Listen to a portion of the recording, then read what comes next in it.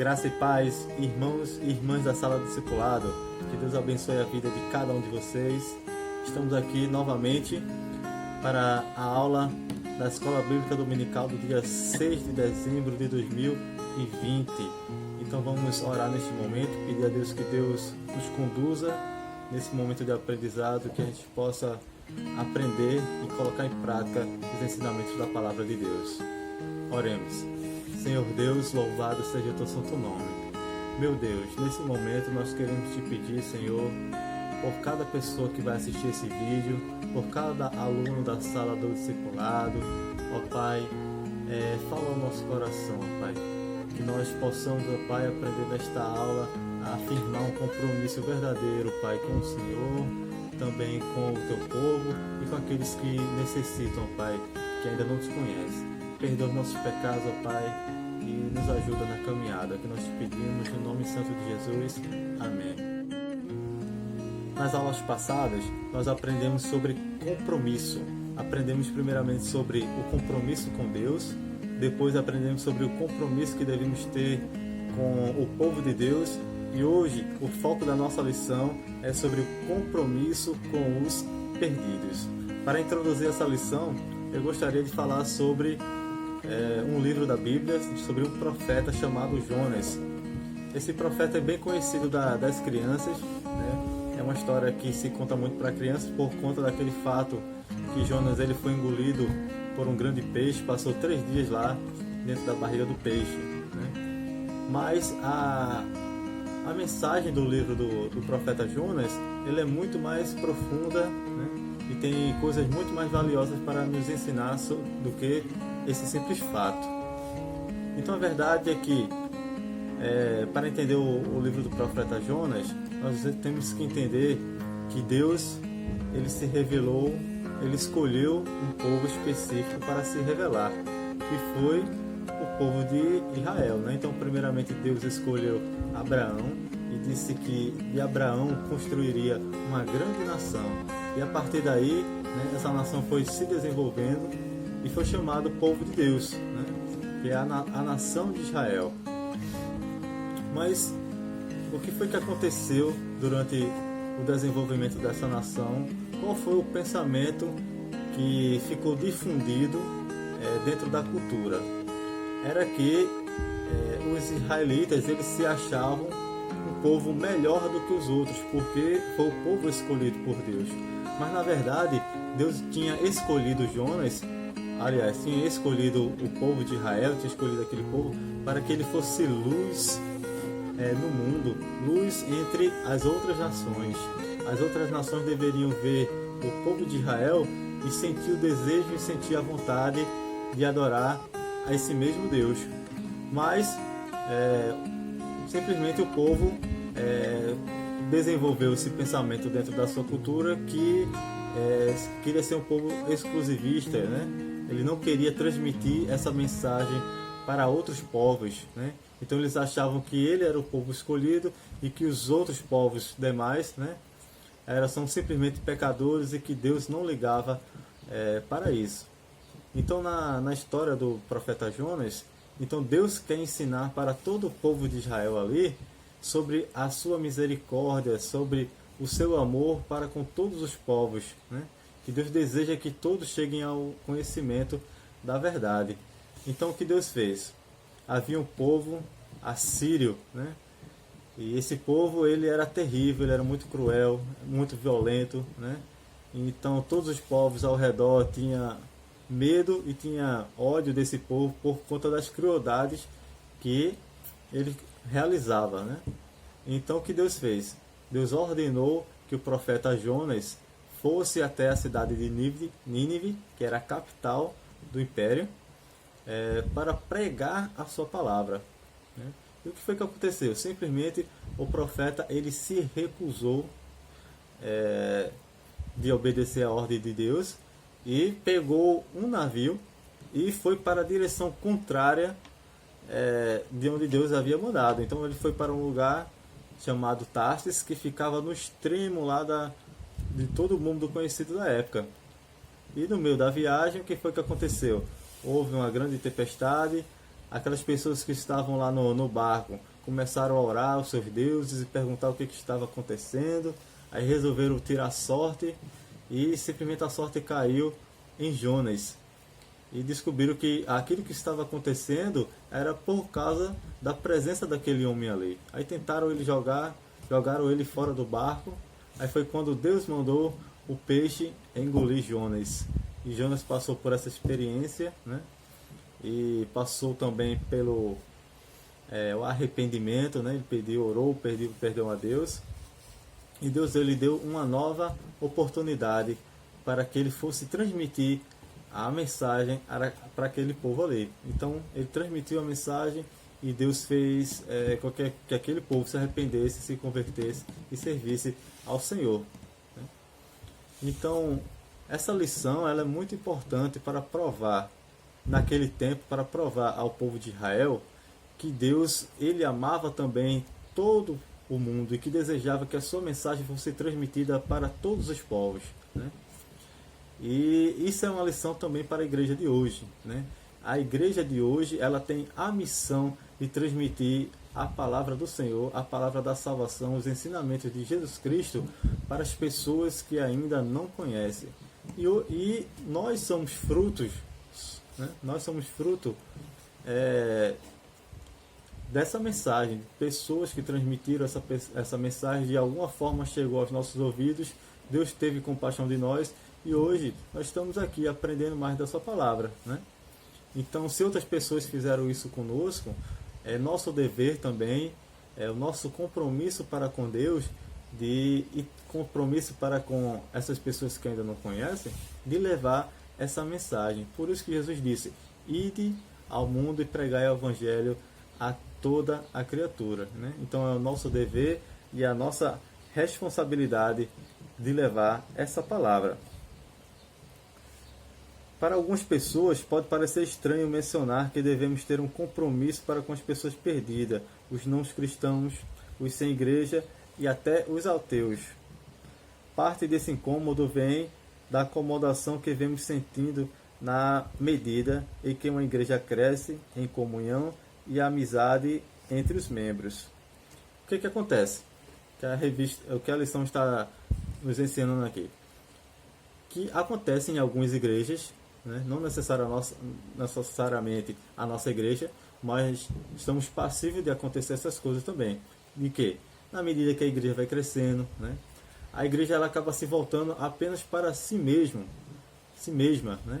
Ou seja, ela fica pensando apenas em como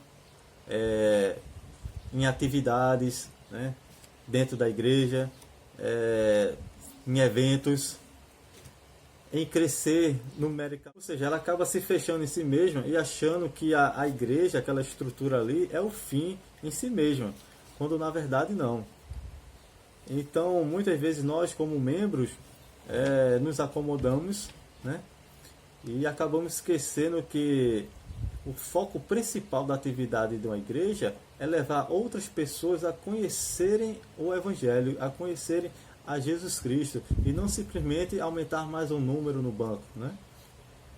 Essa é uma visão que essas igrejas grandes que nós vemos aí afora, que pregam a teologia da prosperidade, essa visão que elas têm.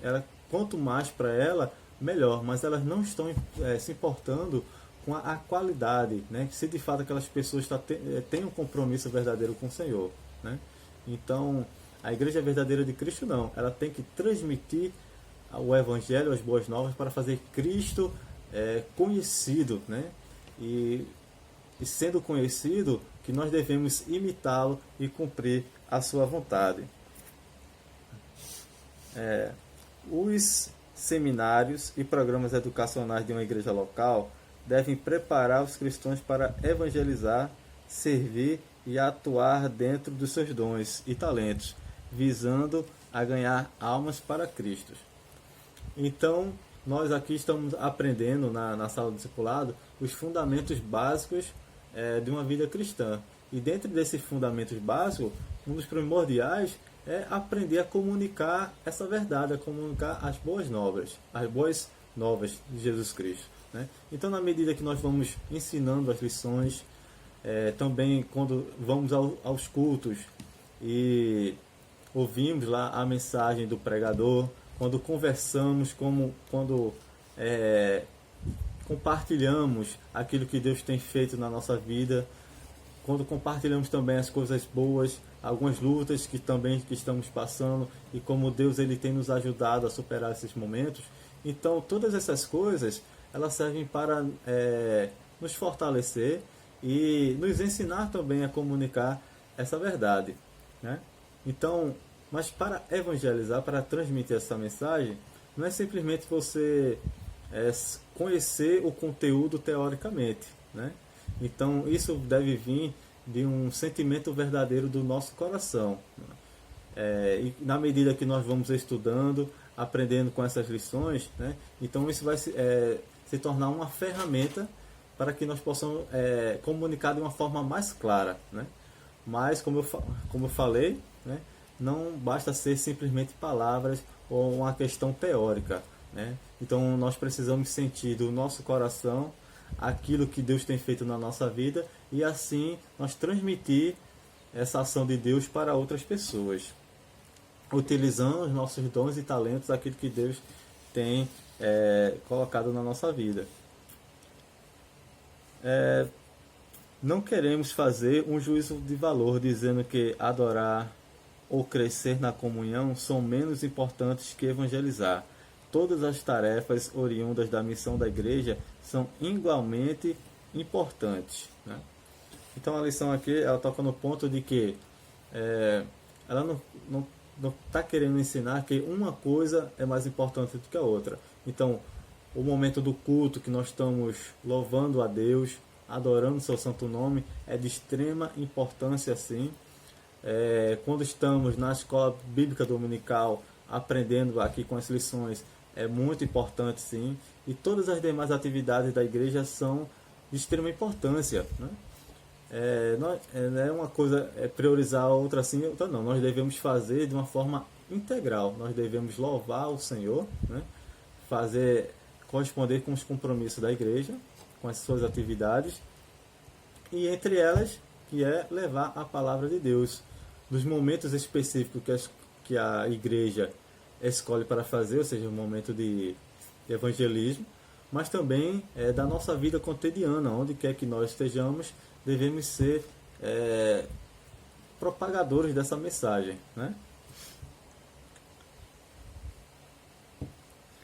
Como está o seu compromisso em fazer Jesus conhecido? Como está a prática de evangelizar pessoas, falando do amor e justiça dele aos que estão ao seu redor? Com urgência, você tem anunciado que Jesus Cristo voltará e é necessário que haja arrependimento dos pecados e fé em Cristo para escapar da perdição eterna, né?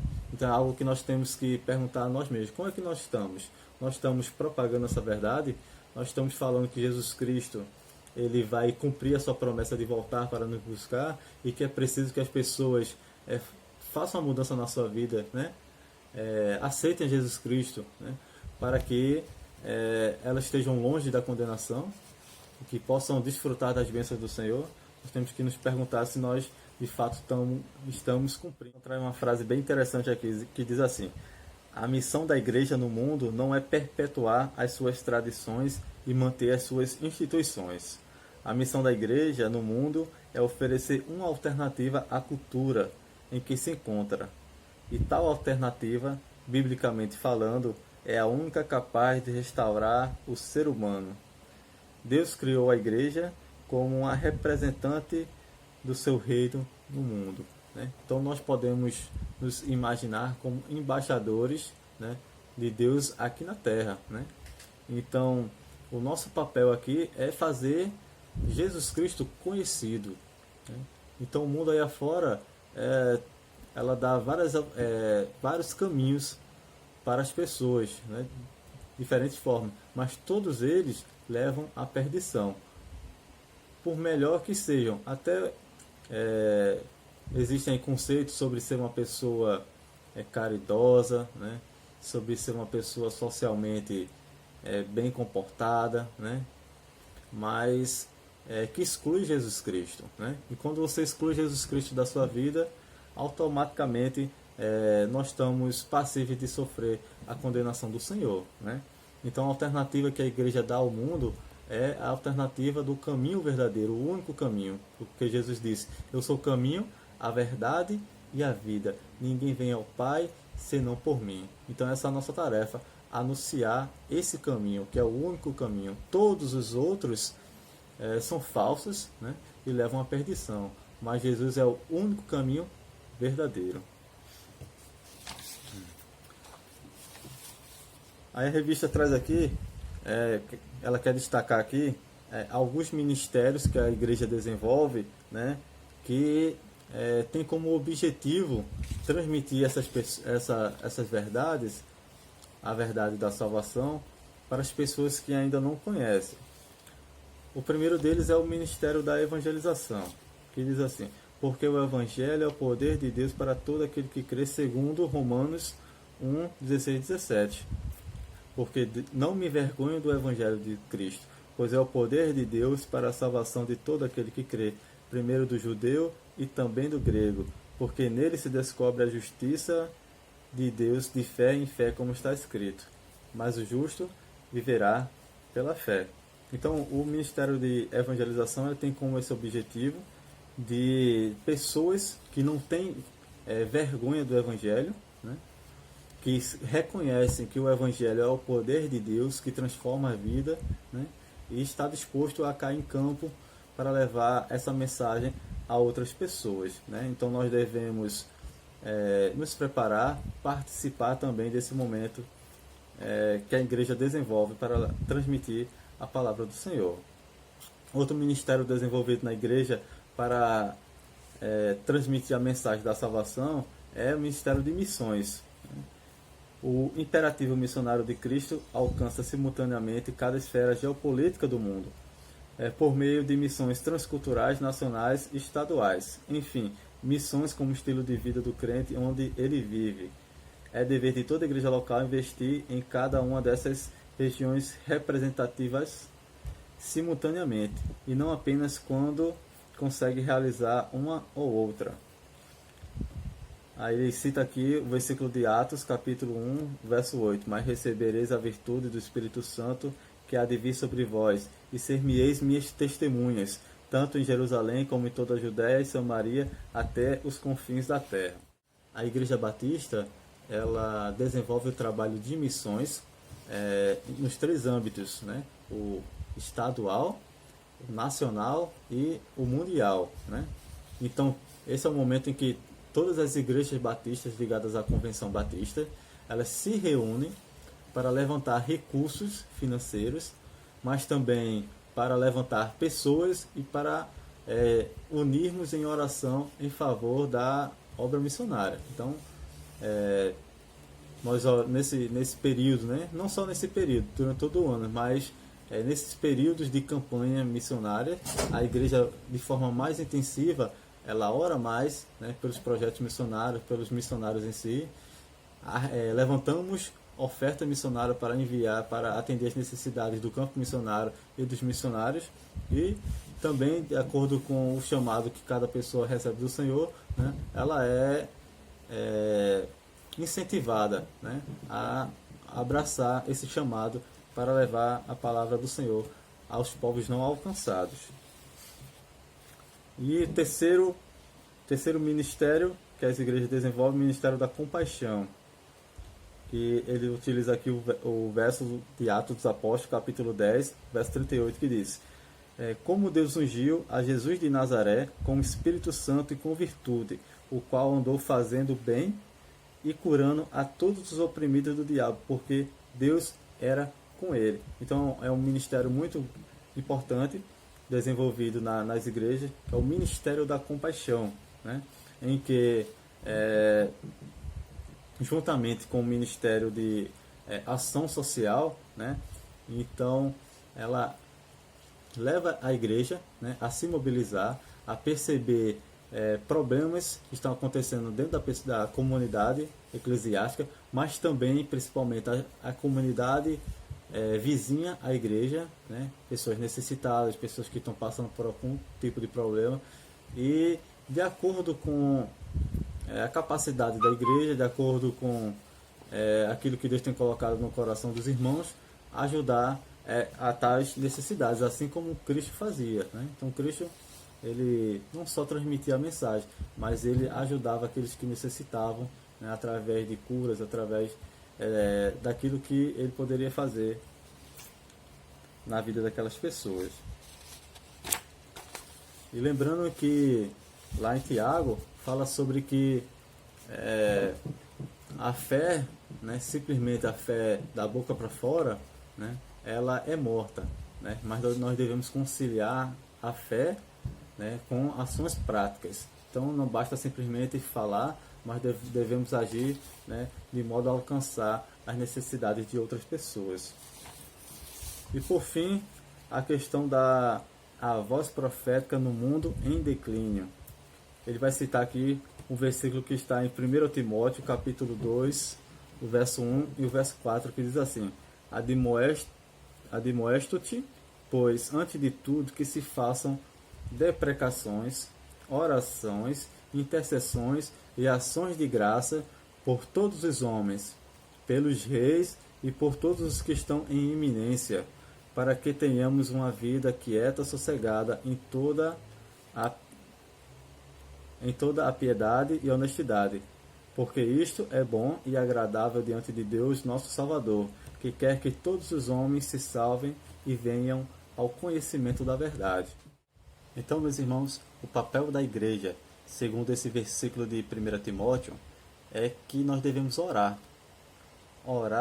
interceder e com ações de graça por todos os homens, né? Então, seja lá homens de autoridade, pessoas comuns, nós devemos apresentar à sociedade, o mundo a Deus, para que Deus tenha misericórdia dessas pessoas e todas elas sejam alcançadas, assim como nós fomos, mas tudo segundo a sua vontade.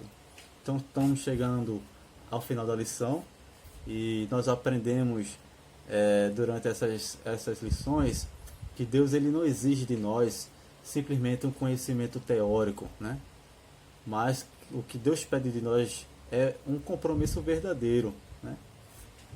E muitas vezes a gente não vai se sentir capaz, muitas vezes nós não vamos nos sentir dignos para realizar essas tarefas, mas, né, se Deus, ele nos alcançou pela sua palavra, é porque ele nos alcançou, nos perdoou, nos regenerou, ele nos capacitou para transmitir a sua palavra a outras pessoas, né? Então, a missão cristã é parte da vida de salvação, de santificação que visa a glorificação, né? Então, se você foi alcançado por Cristo, se eu fui alcançado por Cristo, então nós fazemos parte do povo que clama, né, pela vinda de Jesus, né? Ou seja, Maranata, que significa vem, Senhor Jesus. Então nós fazemos parte desse povo, né? Então nós temos que realizar as tarefas que ele mandou até que ele cumpra essa promessa de voltar, que é transmitir a sua palavra de salvação. Então que Deus, ele nos ajude com as nossas dificuldades e que a cada dia nós possamos firmar mais o nosso compromisso com o Senhor e a cada dia transmitir mais a sua mensagem para outras pessoas. Então que Deus nos abençoe. Então, até a próxima.